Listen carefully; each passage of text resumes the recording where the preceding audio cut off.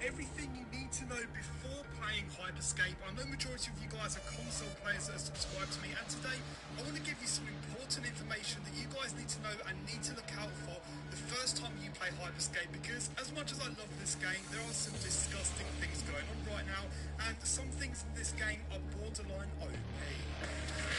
Subscribe to the channel, be sure to subscribe down below, and be sure to click the like button if you want to support the video further. Let's try and aim for 100 likes on today's video. That would blow my expectations. But now with that out of the way, let's talk about things to look out for in Hyperscape. And if I had never played Hyperscape before, I would want to know this information, because this will help you avoid getting killed and eliminated in very unfair situations. So the first thing you need to know before playing Hyperscape is that sniping is very dangerous and overpowered. So dangerous, in fact, that it's a hit scan weapon, meaning that when someone's trying to land a shot on you, they haven't got to worry about bullet time, travel time, anything like that. And once they fired that weapon, it's going to cause immediate impact to the place they've aimed in. And honestly, I'm not joking when I say this, sniping is almost as easy as opening a tab on Windows. But the biggest problem with sniping so far is that if you get it fully maxed out and get it fused up to its maximum level, if you land a headshot, then you're immediately going to eliminate that player. And if you put this weapon in the hands of a really good player, then they're just going to do some dirty things with it. And this is something you need to look out for. I've had to learn it the hard way, unfortunately. This is why I'm giving you guys advice, because I don't want you guys to do the same mistake. It just takes a couple of seconds for you to stay still and switch off, and then bam, you'll be eliminated straight away if someone is aiming down you with a sniper. So be sure you're constantly on the move, and even when you're trying to aim at an enemy with a sniper yourself, be sure to strafe around left and right, just in case someone is aiming down on you with a sniper. But the good thing about snipers being OP is that it could be reversed and you could be the one that has the sniper, and boy, it's the most fun thing and most satisfying thing I've ever done at just hit scan sniping people. Now the next thing, which is quite ironic because I hate this event, if you guys are unaware, there are in-game events which viewers on Twitch can vote for, and you're usually going to get a few events in every game you play. There is one event called the low gravity event, and this event will get you killed if you're not careful enough. Now low gravity is quite self-explanatory, it says what it's going to do, but if you're caught in the air, you have no control of your movement, and it's a very slow journey coming back down. If someone's aiming at you with a sniper whilst you're in midair during the low gravity event, they will land shots on you. It's very easy to snipe because you are a very slow moving target, and they have all of the time in the world to land an easy headshot. So when a low gravity event does start, the best thing to do is just go into a building, or make sure you don't jump too high to the point where you're exposed to the whole map. Unfortunately, I'm a controller player, and because the beta's only on PC at the moment, I've had to learn the hard way from keyboard and mouse players during the low gravity event. And if there's one important thing you should learn in this video, is don't underestimate the low gravity event. So moving on to the next thing is that some abilities are currently being abused in the game. Now this is mainly invisibility and armor. Now if you guys are unaware, there are abilities you can pick up off the floor. Each ability has different cooldown times, but invisibility and armor are being used to the opposite way they should be used. So usually you would pop your invisibility and your armor where you need to retreat away from a gunfight and stay alive, but people are doing the reverse. What they're doing is they're popping their invisibility and they're actually pushing enemies. Enemies have no clue where you are whilst you're invisible, and you can just shoot and that will instantly cancel the ability, and you can just easily down enemies. As you guys can see here, I got the easiest kill purely because the enemy didn't know where I was, and whenever I'm ready to start engaging with the enemy, I'm going to catch them off guard completely. Now there is a sound that is sort of leaves a trail when you're in the invisibility, but enemies still cannot pinpoint your exact location, and people are using invisibility and armor as an aggressive ability rather than a defensive ability that the devs wanted people to use it for.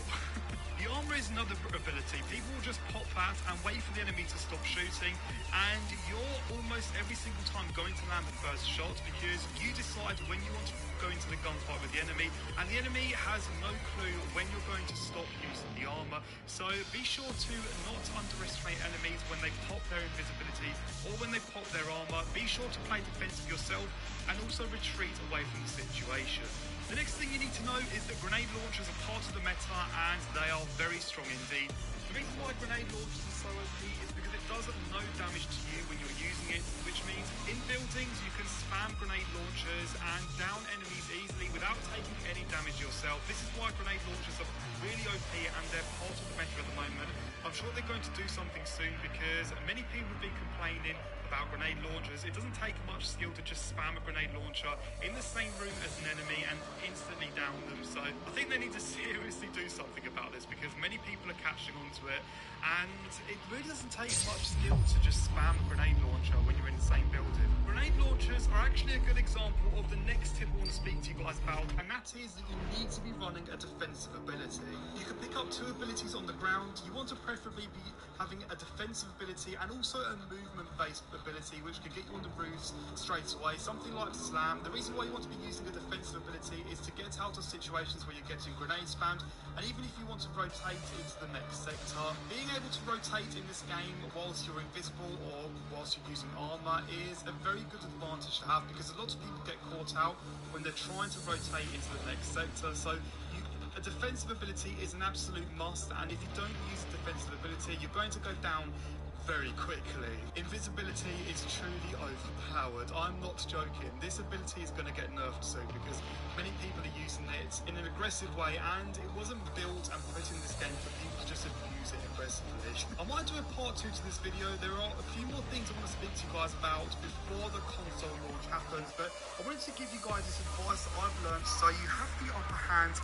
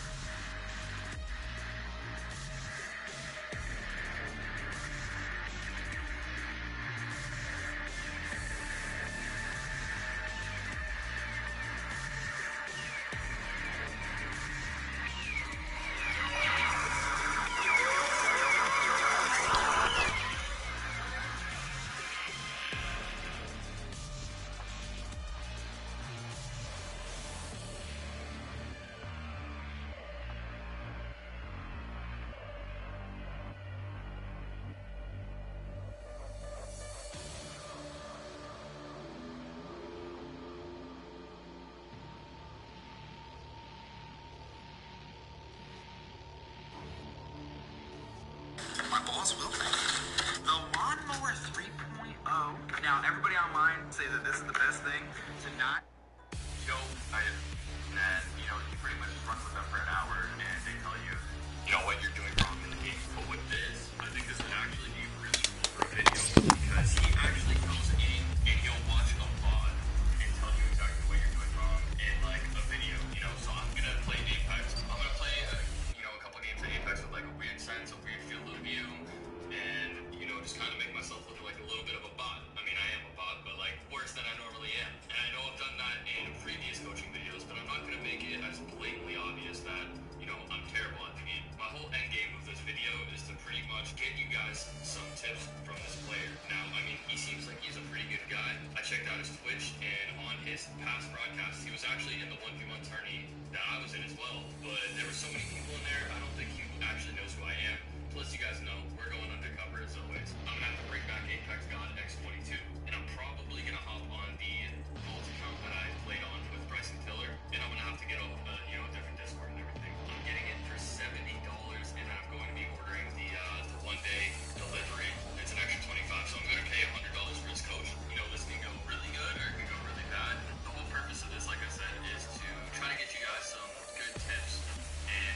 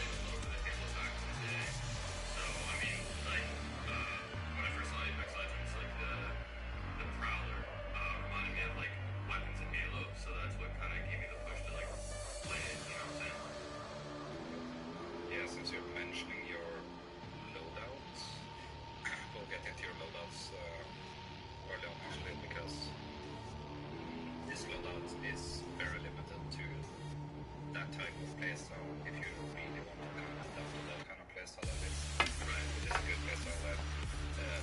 Playing fairly aggressive is very doable in Apex because healing in Apex is so efficient, right? You can heal your whole shield in 4 seconds. If you come to other games like PUBG or something, you take one shot, you need to stand and heal for 10, 15 seconds. Right. Healing in Apex is so much more efficient than any other videos. So what do you have any specific goals that you want to go towards, or overall? I would just like to get some, advice as an average player on how to kind of get into that next group or like step up to like improve my overall gameplay. Getting some advice on what's the meta loadout. If I were to switch legends, which ones you would recommend for a good playstyle, and maybe even getting into ranks, because I want to start ranks here soon. I wanted to see how that grind was. Maybe give me some advice for that. Yeah, sure. We can touch characters because it's actually, especially the bottom loadout is very crucial if you want to optimize your looking at the very simple range using your light weapons, because there is a better limitation on power source weapons. This is what I tried. So I just want to play outside without ADS outside. Right. And the different types of weapons have different types of power speeds. So in areas like power shotgun, SMG, pistol, Yeah. how much So the pistols are moving, like the pistols are going to be the fastest. They're taught, right? So the pistols are the fastest, going to snipers are slowing where yeah, exactly. We'll get into the stats right there, but I will just wanted to see the kind of visualization in terms of how fast you actually move. I'll show that a bit later as well, but you can see it like drastically how, or just pay attention to these two. Like this is a AR and this is a pistol, right? Right. Pay attention to these two, how quickly you move with a pistol compared to the AR. A lot faster, It's right? massive. So that's the kind of weapon that I would, you don't need to go for both of them. I would put either this and at least get used to one of these. Right, like, so pretty much you want to have one of those, at least one in your loadout for the majority of the game. Obviously, RNG plays its factor, and landing on a certain location, you might not get that weapon, but, during the game, try to prioritize picking up one of those weapons for the simple fact that, they're kind of meta. Yeah, for sure. Okay.